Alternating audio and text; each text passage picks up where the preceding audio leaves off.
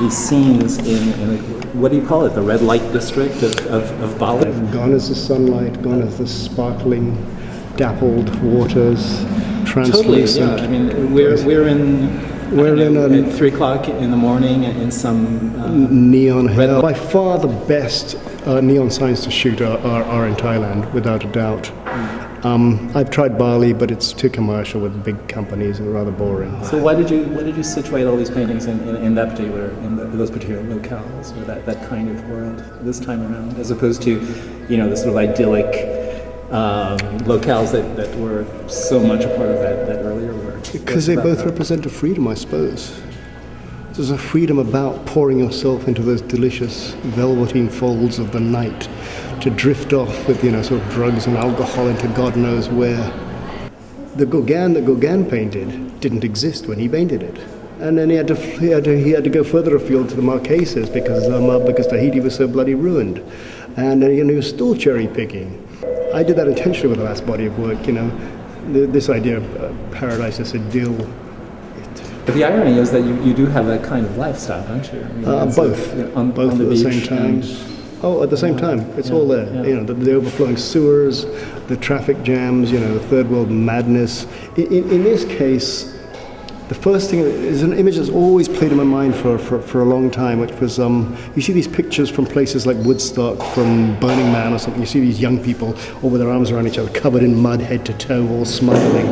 And you would think, they have great effect on me because they're ripped out of context. It has reference to an event outside of life, outside of the daily rigmarole of life, something special, and something that puts you back into the earth itself, something that stands in relief to the sort of everyday.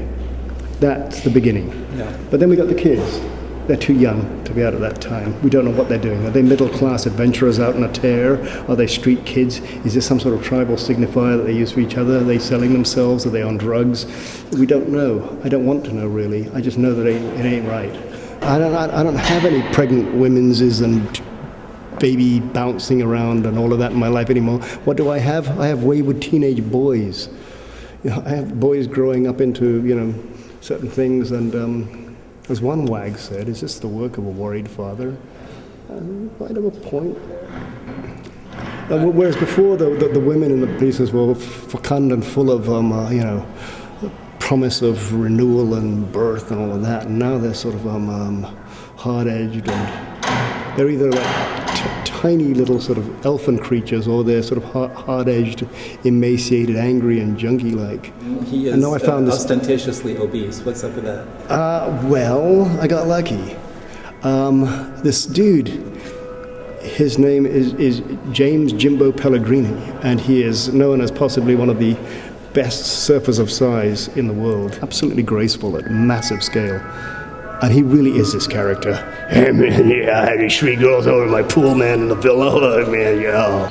He is that guy, and I love working with him. We go through a lot of blue paint, but it's worth it. So he's the lead, he's the protagonist, he's the lead character. He's my new muse. Oh, this is an early one. Before I used to, I shoot them close up. I'll shoot all the bits of them, and I'll stitch it together in Photoshop. And I like that because it's not a document of a thing. It's not a document of an event. I'm actually constructing something. It becomes something else, something completely onto itself. So these will all be pieced together. I paint them beforehand. You can't change colors in Photoshop because it just looks photographic, and I don't like photographic. It's kind of cheesy. In my last show, I only had the first of the blobs. And they weren't even blobs of paint. They were actually in the photograph. Only one painting had it. Only one painting. Yeah. The hammock. Yeah. And they were part of the photograph. Right. But then since then I started making just real blobs, and then I started drilling into the paintings as well. I just don't like photographs. And you just want to mess with them. Yeah, I need to fuck with the surface. I need to break it up. I need to create some kind of visual fatigue. I need to fill up every hole.